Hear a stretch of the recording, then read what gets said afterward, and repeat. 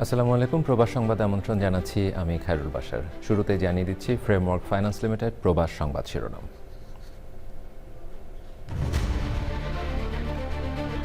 প্রতিরক্ষা খাতে বাংলাদেশের সঙ্গে সহযোগিতা বাড়াতে চায় তুরস্ক। ঢাকায় দুদেশের পররাষ্ট্রমন্ত্রী বৈঠকে কৌশলগত সম্পর্ক জোরদারের প্রত্যয়।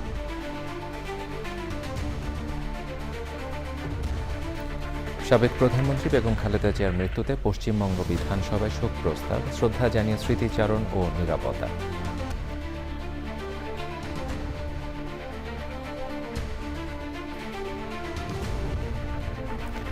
এবং যুক্তরাষ্ট্রের মধ্যবর্তী নির্বাচন ঘিরে জমে উঠেছে প্রচারণা। ডেমোক্র্যাট ও রিপাবলিকান শিবিরে বাংলাদেশি বংশোদ্ভূত প্রার্থী।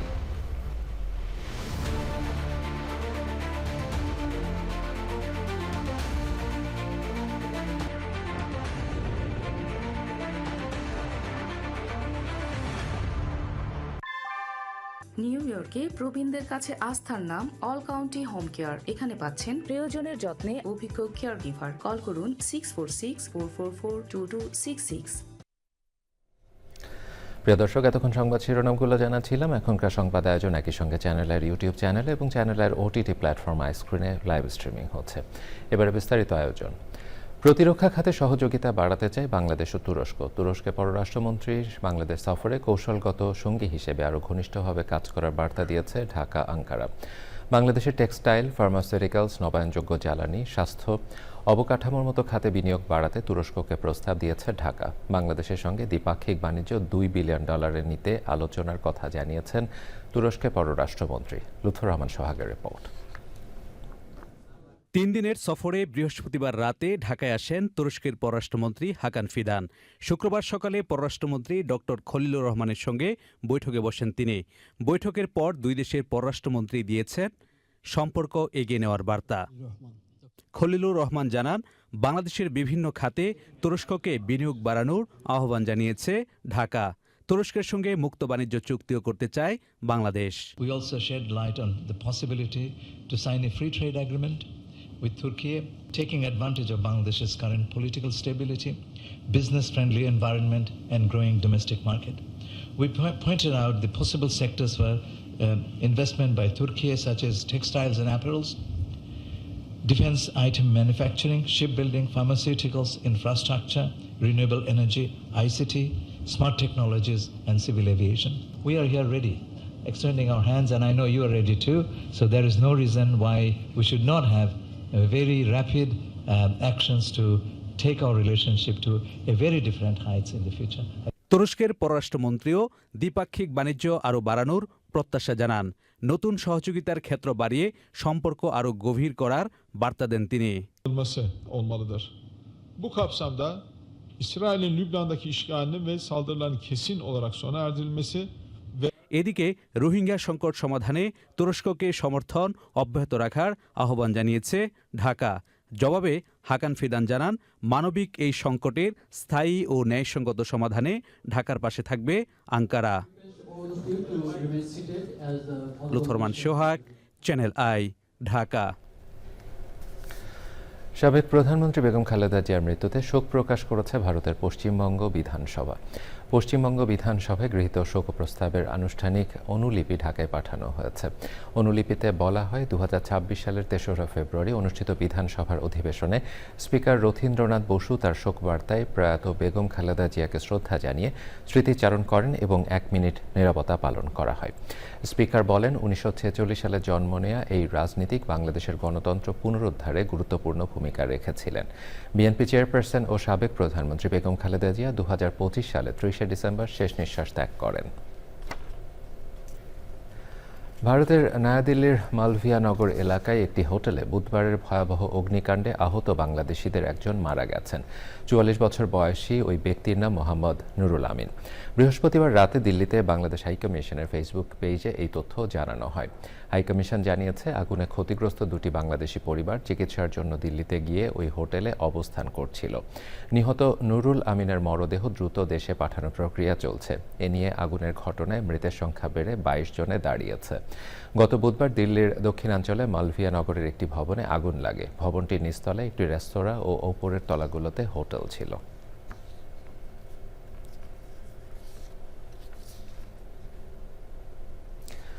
পশ্চিম আফ্রিকার দেশ নাইজারের সাহারা মরুভূমিতে যাত্রীবাহী ট্রাক বিকল হয়ে তীব্র গরম ও তৃষ্ণায় ৪৯ জনের মৃত্যু হয়েছে। নাইজার ও আলজেরিয়ার মধ্যে প্রধান সীমান্ত পারাপারকে কেন্দ্র আশমাকা থেকে প্রায় ৮০ কিলোমিটার পশ্চিমে মরুভূমিতে আটকা পড়েছিলেন তারা। নাইজারের আগাদেশ প্রদেশের গভর্নরের কার্যালয় এক বিবৃতিতে এই তথ্য নিশ্চিত করেছে। বিবৃতিতে জানানো হয়, নিহতরা মালিতে ধর্মীয় উৎসব শেষে ট্রাকে বাড়ি ফিরছিলেন। পথে মরুভূমির বৈরী আবহাওয়ায় ট্রাকটি বিকল হয়ে যায়।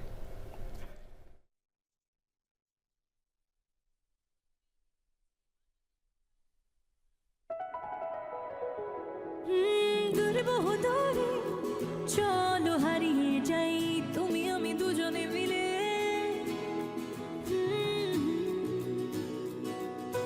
মিষ্টি মিষ্টি আদরে ভালোবাসার চাদরে হারিয়ে যাই দূরে বহুদূরে।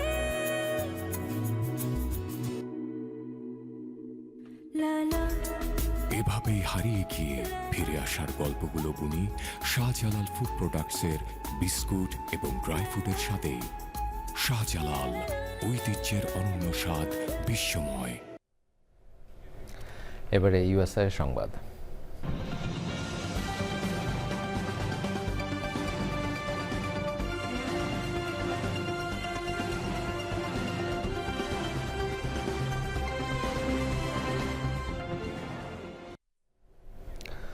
মার্কিন যুক্তরাষ্ট্রে মধ্যবর্তী নির্বাচন যতই ঘনিয়ে আসছে ততই প্রচারণার মাঠ উত্তপ্ত হয়ে উঠছে।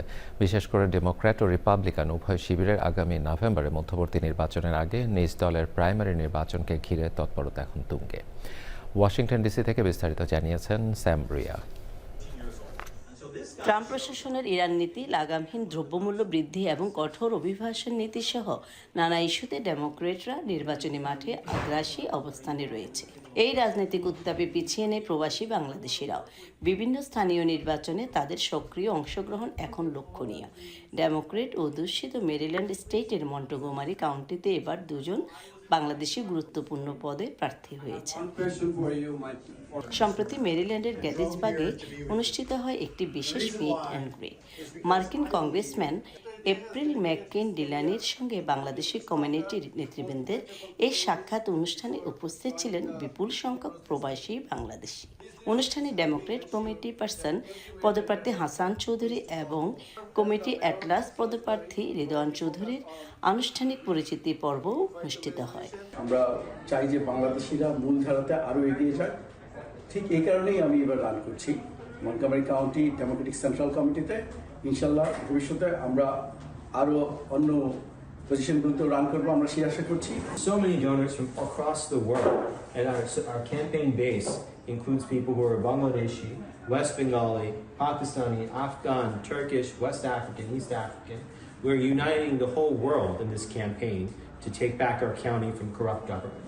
কংগ্রেসম্যান ডিলানি অনুষ্ঠানে বাংলাদেশি কমিউনিটির ভূয়সী প্রশংসা করেন এবং দুই বাংলাদেশি প্রার্থীর প্রতি তার ব্যক্তিগত সমর্থনের কথা জানান। It is really impacting our government workers, our agencies, our democracy, and sadly, our immigrant communities. So I am running for re-election because I really care about our country and about the future of what our kids and our grandkids are going to. তিনি সকলকে ঐক্যবদ্ধভাবে কাজ করার আহ্বান জানিয়ে বাংলাদেশিদের পাশে সবসময় থাকার প্রতিশ্রুতি দেন। ওয়াশিংটন ডিসি থেকে স্যাম ব্রিয়া, চ্যানেল আই। ফুটবল বিশ্বকাপ সামনে রেখে যুক্তরাষ্ট্রের নিউ জার্সি রাজ্যের অ্যাটলান্টিক সিটিতে বসবাসরত প্রবাসী বাংলাদেশিদের মধ্যে শুরু হয়েছে উৎসবের আমেজ।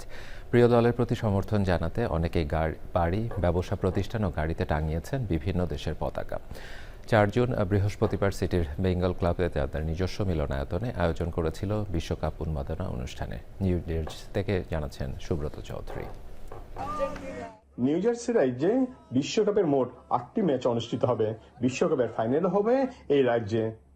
এই রাজ্যে বিশ্বকাপ ম্যাচ হওয়ায় পুরো রাজ্যে উৎসবের আবহ তৈরি হয়েছে। বলা বাহুল্য, বিশ্বকাপ ফুটবল নিয়ে প্রবাসী বাংলাদেশিদের আগ্রহ চোখে পড়ার মতো।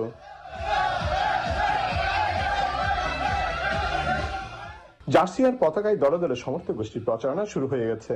এখানেও প্রবাসী বাংলাদেশিরা আড্ডায়, অনুষ্ঠানে, পার্টিতে, কফি শপে আর্জেন্টিনা, ব্রাজিল সহ অন্যান্য দেশের জাতীয় ফুটবল দল নিয়ে তর্ক বিতর্কে মশগুল। অনেকে মাঠে সরাসরি খেলা দেখতে মোটা অঙ্কের বিনিময়ে টিকিটও সংগ্রহ করেছেন। অন্যান্য রাজ্যের মতো নিউ জার্সিতে বসবাসরত প্রবাসী বাংলাদেশিরা ইতিমধ্যে বিশ্বকাপ ঘিরে নানা আয়োজন শুরু করেছেন। মেসির হাতেই ষষ্ঠ বিশ্বকাপ উঠবে, কারণ এটা মেসির শেষ বিশ্বকাপ। বিশ্ব জুড়ে বিশ্বকাপের উন্মাদনা চলছে। আমি আমেরিকান নাগরিক হিসাবে আমি চাই আমেরিকা জয়লাভ করুক। প্রবাসী বাংলাদেশিদের অনেক সংগঠন ও কমিউনিটি সেন্টার বিশ্বকাপের গুরুত্বপূর্ণ ম্যাচগুলো একসঙ্গে উপভোগ করার পরিকল্পনা করেছে। বিভিন্ন রেস্টুরেন্ট ও ক্যাফেতেও বড় পর্দায় খেলা দেখানোর প্রস্তুতি নেওয়া হয়েছে। বিশ্বজুড়ে তোলপাড় চলছে এখন বিশ্বকাপ ফুটবল টুর্নামেন্ট নিয়ে। আমি চাই আর্জেন্টিনার সাপোর্টার হিসেবে আর্জেন্টিনা যেন জয়ী হয়ে আসে। I am very excited for the World Cup to come to the United States and we can make it all the way. But let's go, USA! Go USA! খেলা শুরুর দিন যত এগুচ্ছে ক্রমেই বাড়ছে সেই আবেগ। কেমন জমবে খেলা, কার হাতেই বা উঠবে জয়ের ট্রফি, হিসেব করছেন প্রবাসী বাংলাদেশিরা। বিশ্বকাপ শুধু একটি খেলা নয়, এটি সংস্কৃতি, অর্থনীতি, আবেগ ও বৈশ্বিক মিলনের এক অনন্য আয়োজন। বিশ্বকাপ যত এগিয়ে আসছে ততই উচ্ছ্বাসে ভাসছেন আমেরিকার প্রবাসী বাংলাদেশিরা। তারা এখন হিসেব করছেন খেলা মাঠে কেমন গড়ায় এবং কাদের হাতে ওঠে বিশ্বকাপের trophy. Subrata Chowdhury, channel I, Atlantic city, new jersey, America. এবারে অন্যান্য সংবাদ। মধ্য আফ্রিকা দেশ ডেমোক্রেটিক রিপাবলিকান অব কঙ্গোর কিভু প্রদেশে ইবোলায় মৃত এক ব্যক্তি সৎকারে একটি দলের উপর হামলা চালিয়েছে স্থানীয় বাসিন্দারা। এর ফলে সৎকারকারী দল কাফিন ফেলে চলে যেতে বাধ্য হয়, যা নতুন করে সংক্রমণ ছড়ানোর শঙ্কা তৈরি করেছে বলে জানিয়েছে দেশটির স্বাস্থ্য মন্ত্রণালয়। এক প্রতিবেদনে বলা হয়েছে, সৎকারকারী দল কাফিন ফেলে চলে যাওয়ার পর স্থানীয় বাসিন্দারা ওই মরদেহটি নিজেদের হাতে ধরেন।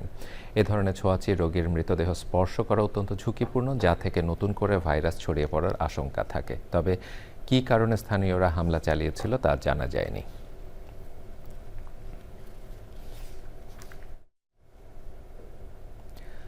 ভবিষ্যতে মহামারী প্রতিরোধ এবং নিত্য নতুন ভাইরাসের প্রাদুর্ভাব রুখে দিতে কৃত্রিম বুদ্ধিমত্তা অর্থাৎ এআই ব্যবহার করে সম্পূর্ণ ভিন্নধর্মী একটি ভ্যাকসিন তৈরি করেছেন গবেষকরা। যুক্তরাজ্যে ক্যামব্রিজ বিশ্ববিদ্যালয়ের গবেষক দলটি জানিয়েছে, ইতিহাসে এই প্রথম কোনো ভ্যাকসিনের প্রধান উপাদান সম্পূর্ণ কৃত্রিম বুদ্ধিমত্তা দিয়ে নকশা করা হয়েছে এবং তা মানুষের শরীরে পরীক্ষামূলকভাবে প্রয়োগ করা হয়েছে। ভ্যাকসিনটিকে এমনভাবে তৈরি করা হয়েছে যা করোনা ভাইরাসের সব ভ্যারিয়েন্টের বিরুদ্ধে কাজ করবে, এমনকি প্রাণীতে সংক্রমিত করে এমন সব ভাইরাস যা ভবিষ্যতে কোনো মহামারী কারণ হতে পারে সেগুলোর বিরুদ্ধেও কাজ করবে। গবেষণাটি এখনও প্রাথমিক পর্যায়ে থাকলেও গবেষক দল ইতোমধ্যেই ইনফ্লুয়েঞ্জা এবং ইবোলার জন্য আলাদা ভ্যাকসিন তৈরির কাজ শুরু করেছে।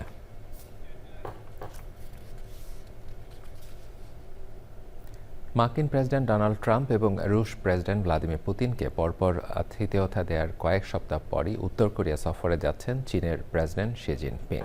চীনের রাষ্ট্রীয় সংবাদ মাধ্যম সিনহুয়া জানিয়েছে, সোমবার থেকে শুরু হতে যাওয়া 2 দিনের রাষ্ট্রীয় সফরে উত্তর কোরিয়া নেতা কিম জং উনের সঙ্গে সাক্ষাৎ করবেন শি জিনপিং। উত্তর কোরিয়ার রাষ্ট্রীয় সংবাদ মাধ্যম KCNA সফরের কথা নিশ্চিত করেছে। CNN জানিয়েছে, 2019 সালের পর উত্তর কোরিয়ায় এটিই হবে শির প্রথম এবং প্রতিবেশীর সঙ্গে জটিল সম্পর্ককে উষ্ণ করার জন্য বেইজিংয়ের সর্বশেষ পদক্ষেপ। এবছর এটি শির প্রথম বিদেশ সফর। শি ও কিমের সবশেষ দেখা হয় গত বছর সেপ্টেম্বরে। বেইজিংয়ের সামরিক প্যারেডে আমন্ত্রিত বিশ্ব নেতাদের একজন ছিলেন উত্তর কোরীয় নেতা। ওই প্যারেডে পুতিনও উপস্থিত ছিলেন।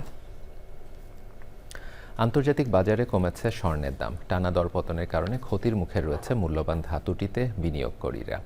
মধ্যপ্রাচ্যে নতুন করে উত্তেজনা বৃদ্ধি, যুক্তরাষ্ট্র ইরান শান্তি আলোচনায় অনিশ্চয়তা এবং সুদের হার বৃদ্ধির আশঙ্কা বিনিয়োগকারীদের মধ্যে উদ্বেগ তৈরি করেছে। শুক্রবার স্পট গোল্ডের দাম 0.7% কমে প্রতি আউন্স $4,442.94 নেমে এসেছে। চলতি সপ্তাহে স্বর্ণের দাম প্রায় 2% কমেছে। রয়টার্সের প্রতিবেদন অনুযায়ী হিজবুল্লাহর যুদ্ধবিরতি প্রস্তাব প্রত্যাখ্যান এবং ইসরায়েলের সেনা প্রত্যাহারের অনীহা মধ্যপ্রাচ্যে সংঘাত নিরসনের সম্ভাবনাকে দুর্বল করেছে। অন্যদিকে যুক্তরাষ্ট্রে মূল্যস্ফীতি এখনও কেন্দ্রীয় ব্যাংকের লক্ষ্যমাত্রার উপরে থাকায় বাজারে সুদের হার আরও বাড়তে পারে বলে আশঙ্কা প্রকাশ করেছেন বিশ্লেষকরা। যুক্তরাষ্ট্র, কানাডা ও মেক্সিকোয় অনুষ্ঠিতব্য ফিফা বিশ্বকাপের উদ্বোধনী ম্যাচ 11 জুন। সম্প্রচারে দীর্ঘ অনিশ্চয়তার পর অবশেষে আশার আলো দেখতে শুরু করেছেন বাংলাদেশের ফুটবল ভক্তরা। সেই ধারাবাহিকতায় এবার দেশের ফুটবল প্রেমীদের জন্য সুখবর নিয়ে এলো চ্যানেল আইয়ের ওটিটি প্ল্যাটফর্ম আইস্ক্রিন। 2026 ফিফা বিশ্বকাপ সরাসরি সম্প্রচার করবে দেশের ওটিটি প্ল্যাটফর্মটি। ফলে বিশ্বকাপের 104টি ম্যাচ দর্শকরা সরাসরি উপভোগ করতে পারবেন আইস্ক্রিনের মোবাইল অ্যাপ এবং ওয়েবসাইট থেকে। শহীদ রাষ্ট্রপতি জিয়াউর রহমানের স্মৃতির প্রতি শ্রদ্ধা এবং কমিউনিটির মধ্যে ঐক্য, সৌহার্দ্য ও ভ্রাতৃত্ববোধকে আরও সুদৃঢ় করার লক্ষ্যে কানাডার ক্যালগারিতে শুরু হয়েছে জিয়া মেমোরিয়াল ট্রফি 2026। 2রা জুন থেকে 14 জুন পর্যন্ত ক্রিকেট টুর্নামেন্টের আয়োজন করেছে অ্যালবার্টা বিএনপি। প্রতিযোগিতাপূর্ণ টুর্নামেন্ট ঘিরে স্থানীয় দর্শকদের মধ্যে ব্যাপক উৎসাহ ও উদ্দীপনা সৃষ্টি হয়েছে। 4টি দল শক্তিশালী স্কোয়াড নিয়ে মাঠে নেমেছে এবং নিজেদের সেরাটা উজাড় করে দিয়ে দর্শকদের উপহার দিচ্ছে উপভোগ্য ক্রিকেট। আয়োজকরা জানান, জিয়া মেমোরিয়াল ট্রফি শুধুমাত্র একটি ক্রিকেট টুর্নামেন্ট নয়, এটি কমিউনিটির মানুষকে একত্রিত করার অনন্য উদ্যোগ। খেলাধুলার মাধ্যমে নতুন প্রজন্মের মধ্যে নেতৃত্ব, চেতনা ও পারস্পরিক সম্মানবোধ গড়ে তোলাই এই আয়োজনের অন্যতম লক্ষ্য। স্মার্টফোন, বৈদ্যুতিক গাড়ির আধুনিক প্রযুক্তি নেপথ্যের নায়ক হল রেয়ার আর্থ উপাদান। নিওডিমিয়াম ও ডেসপ্রেমিয়াম, ল্যান্থানাম ও ইট্রিয়ামের মতো উপাদান আধুনিক প্রযুক্তিকে সচল রাখতে গুরুত্বপূর্ণ ভূমিকা পালন করে। বিশ্বের বিভিন্ন অঞ্চলে রেয়ার আর্থ খনিজের সম্ভাব্য অবস্থান শনাক্তের জন্য মানচিত্র তৈরি করেছেন বিজ্ঞানীরা। এ নিয়ে এআই কণ্ঠে জানাচ্ছেন রিয়াজউদ্দিন আহমেদ। সারাদিন মোবাইল ব্যবহার করো? জানো কি এলইডি ও ডিসপ্লেতে কোন উপাদান ব্যবহৃত হয়? হ্যাঁ, রেয়ার আর্থ উপাদান, ইট্রিয়াম সহ আরো কয়েকটি উপাদান। পৃথিবীর কোথায় কোথায় এসব উপাদান পাওয়া যায় সেটা কি জানো? সেটা জানার কোনো উপায় আছে নাকি? স্মার্টফোন, বৈদ্যুতিক গাড়ি কিংবা উইন্ড টারবাইন, আধুনিক প্রযুক্তির এই তারকাদের নেপথ্যের নায়ক হল রেয়ার আর্থ উপাদান। নিওডিমিয়াম, ডিসপ্রোসিয়াম, ল্যান্থানাম ও ইট্রিয়ামের মতো উপাদান আধুনিক প্রযুক্তিকে সচল রাখতে গুরুত্বপূর্ণ ভূমিকা পালন করে আসছে। রেয়ার আর্থ এলিমেন্টস নামের মধ্যে রেয়ার শব্দটি থাকলেও এগুলো পৃথিবীতে একেবারে বিরল নয়। তবে অর্থনৈতিকভাবে লাভজনক মাত্রায় এসব উপাদানের খনি খুঁজে পাওয়া বেশ কঠিন। সম্প্রতি ইউনিভার্সিটি অফ ক্যামব্রিজের নেতৃত্বে পরিচালিত একটি আন্তর্জাতিক গবেষণায় বিজ্ঞানীরা বিশ্বের বিভিন্ন অঞ্চলে রেয়ার আর্থ খনিজের সম্ভাব্য অবস্থান শনাক্ত করার জন্য একটি মানচিত্র তৈরি করেছেন। গবেষণার প্রধান লেখক এমিলি ই বোম্যান এবং তার সহকর্মীরা প্রায় ৯,০০০টি আগ্নেয়শিলার রাসায়নিক তথ্য বিশ্লেষণ করেন। পাশাপাশি ভূমিকম্পের তরঙ্গ ব্যবহার করে পৃথিবীর গভীরের গঠনও পরীক্ষা করেন। গবেষণায় দেখা গেছে, পৃথিবীর সবচেয়ে প্রাচীন ও পুরো লিথোস্ফিয়ারের খাড়া প্রান্তবর্তী অঞ্চলে এমন বিশেষ ধরনের আগ্নেয়শিলা তৈরি হয় যেখানে রেয়ার আর্থ উপাদান জমা হওয়ার সম্ভাবনা বেশি। সহজ ভাষায় বলতে গেলে বিজ্ঞানীরা পৃথিবীর অভ্যন্তরের এক ধরনের গোপন রেসিপি খুঁজে পেয়েছেন, যা ইঙ্গিত দেয় কোথায় মূল্যবান খনিজের ভাণ্ডার লুকিয়ে থাকতে পারে। আর এই সম্ভাব্য স্থানগুলোই তারা মানচিত্রে প্রকাশ করেছেন। ফলে ভবিষ্যতের গুরুত্বপূর্ণ খনিজ সম্পদের অবস্থান আরও নির্ভুলভাবে শনাক্ত করা, নতুন খনি আবিষ্কার সহজ হবে, পরিচ্ছন্ন জ্বালানি প্রযুক্তির কাঁচামালের সরবরাহ বাড়বে এবং অনেক দেশ একক উৎসের ওপর নির্ভরতা কমাতে পারবে। বিজ্ঞানীদের ভাষায় এটি শুধু ভূতত্ত্বের নতুন অধ্যায় নয়, বরং ভবিষ্যতের প্রযুক্তি নির্ভর অর্থনীতির জন্য এক ধরনের মিনারেলসের গুগল ম্যাপস। অর্থাৎ আগামী দিনের বৈদ্যুতিক গাড়ি, স্মার্টফোন ও সবুজ জ্বালানি প্রযুক্তির জন্য প্রয়োজনীয় খনিজ সম্পদের সন্ধান এখন অনেকটাই সহজ হতে চলেছে। বিশ্বের সব দেশের খনিজ অনুসন্ধানকারী ও ভূবিজ্ঞানীদের জন্য এটি অবশ্যই একটি সুখবর। Riazuddin Ahmed, channel I. প্রিয় দর্শক, এর সাথে সংবাদের শেষ ভাগে আমরা যাবার আগে ফ্রেমওয়ার্ক ফাইন্যান্স লিমিটেড প্রবাস সংবাদ শিরোনামগুলো জানিয়ে দিচ্ছি আরও একবার। প্রতিরক্ষা খাতে বাংলাদেশের সঙ্গে সহযোগিতা বাড়াতে চায় তুরস্ক। ঢাকায় দুদেশের পররাষ্ট্রমন্ত্রীর বৈঠকে কৌশলগত সম্পর্ক জোরদারের প্রত্যয়। সাবেক প্রধানমন্ত্রী বেগম খালেদা জিয়ার মৃত্যুতে পশ্চিমবঙ্গ বিধানসভায় শোক প্রস্তাব, শ্রদ্ধা জানিয়ে স্মৃতিচারণ এবং নিরাপত্তা।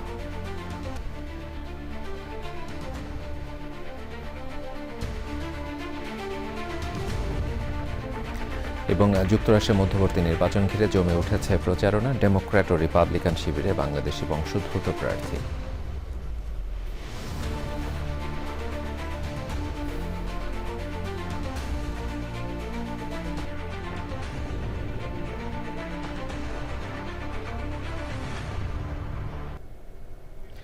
প্রিয় দর্শক, দেশের সবচেয়ে জনপ্রিয় টেলিভিশন চ্যানেল আই সর্বশেষ সংবাদ জানতে ভিজিট করুন channelionline.com-এ। এছাড়াও আমাদের সোশ্যাল মিডিয়া প্ল্যাটফর্মগুলোর পাশাপাশি যুক্ত থাকুন ওটিটি প্ল্যাটফর্ম আইস্ক্রিনের সাথে। এই ছিল প্রবাস সংবাদ আয়োজন। সবাইকে ধন্যবাদ জানিয়ে এখনকার মতো বিদায় নিচ্ছি। শুভেচ্ছা।